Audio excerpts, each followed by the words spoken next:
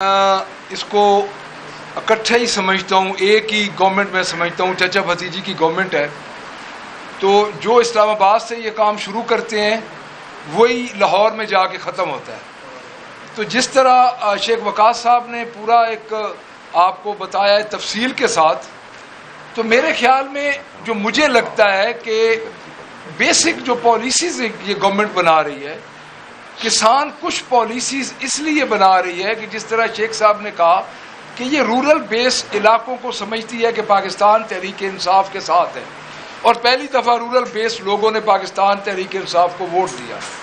اگر آپ دیکھیں جو یوکرائن سے گندم منگوائی گئی تھی اس وقت یہ بحران شروع ہوا، اور جو پہلی میٹنگ ہوئی تھی اقتصادی کونسل کی، وہ میٹنگ ہوئی تھی شہباز شریف کے دور میں، اور وہ میٹنگ ہوئی تھی 29 جولائی کو، اور اگست میں جا کے یہ گورنمنٹ ڈیزالو ہوئی تھی. یعنی پہلی میٹنگ میں انہوں نے کیپ نہیں کیا تھا آپ کی جو یوکرائن سے گندم منگوائی گئی، اس کے بعد وہ نگران گورنمنٹ میں یہ چلتی رہی. پنجاب کی حد تک میں آپ کو یہ عرض کروں گا کہ اس وقت جو پنجاب میں صورتحال ہے، پنجاب میں اس وقت تقریباً 2200 ارب روپے کا جو گندم کا نقصان ہوا ہے، اس میں سے 1600 ارب روپیہ پنجاب کا ہے، جو کہ پنجاب کی گندم جس طرح شیخ صاحب نے کہا ہے کہ لوگ آگ لگائیں گے، آپ اگلے کچھ دنوں میں دیکھیں گے کہ لوگ گندم کو باہر پھینکیں گے.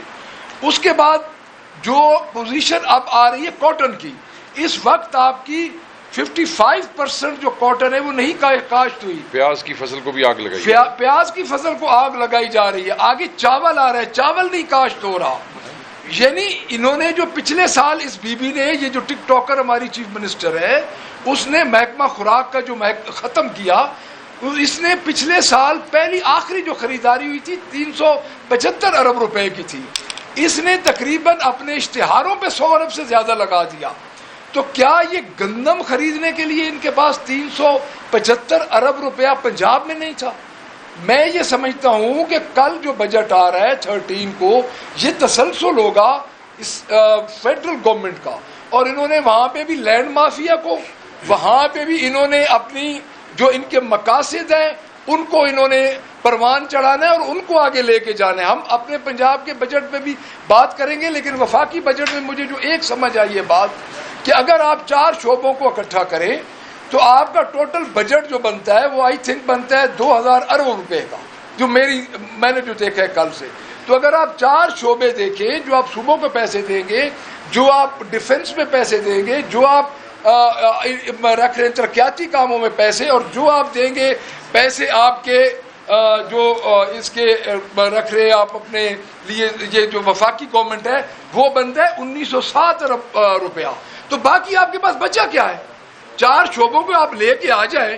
ڈیولپمنٹ میں جو صوبوں کو آپ نے دینا ہے، جو انہوں نے اپنے لیے ڈسکریشنری پاور، جو نواز شریف فیملی کا ایک وتیرہ ہے کہ وہ کرتی یہ ہے کہ جو ڈیولپمنٹ کا یہ پیسہ رکھتی ہے وہ رکھتی ہے مختلف شعبوں میں، اور ان شعبوں میں یہ پیسے دیتے ہیں تھوڑے، کسی جگہ پہ 20% دے دیا، کسی جگہ پہ 10% دے دیا، پھر اپنے ڈسکریشنری فنڈ میں لا کے یہ لوگوں کو خریدتے ہیں. ان کا دماغ ہے کہ یہ حوالدار سے لے کے یہ جج تک لوگوں کو خریدتے ہیں، اور اسی خریداری پہ انہوں نے حکومت بنائی ہوئی ہے.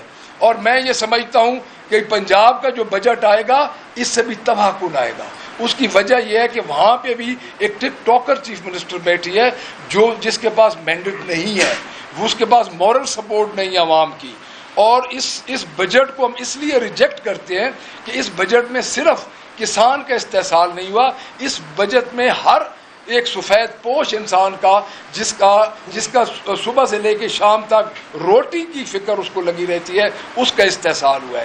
اگر اس بجٹ میں کوئی بینیفیشری ہے تو وہ لینڈ مافیا ہے، جس کے پاس پہلے ہی اربوں روپے ہیں. اب یہ آپ کچھ عرصے بعد دیکھیں گے کہ ہاؤسنگ سکیمز میں بڑی تیزی آ جائے گی، پلاٹس میں بڑی تیزی آ جائے گی، اور کمیشن یہ لیں گے وہاں سے.